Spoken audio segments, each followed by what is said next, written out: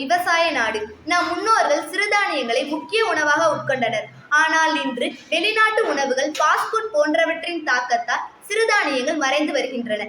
நம்மை மீண்டும் நம் மண்ணின் பயிர்களை நோக்கி திருப்பும் முயற்சியை உள்ளூர் உற்பத்திக்கு குரல் கொடுப்போம்.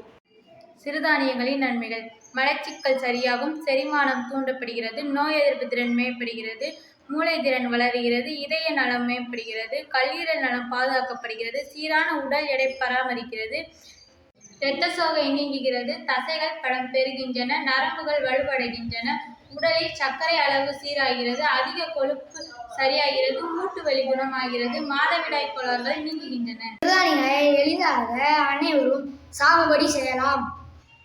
நெல் விளைவதற்கு 120 முதல் 180 நாட்கள் தேவைப்படும். ஆனால் சிறுதானியங்கள் 65 முதல் 90 நாட்களுக்குள் அறுவடைக்கு வந்துவிடும். வளம் குறைந்த மழையளவு குறைந்த இடத்தில் வளரக்கூடியது. இரவில் மருந்து சேர்க்கை நடைபெறும். குறைந்த செலவில் அதிக மகசூல் பெறலாம். சாமை உண்டால் ஆமை வயது, கம்பு உடலுக்கு தெம்பு, திணை இதயத்திற்கு துணை, வரகு உண்டால் வருங்காலம் பார்க்கலாம், கேழ்வரகு சர்க்கரையை விலகு,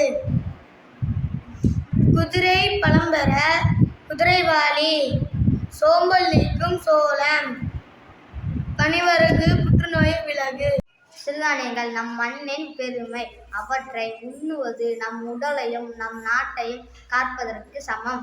எனவே நம் அனைவரும் ஒன்றிணைந்து உள்ளூர் உற்பத்திக்கு குரல் கொடுப்போம்.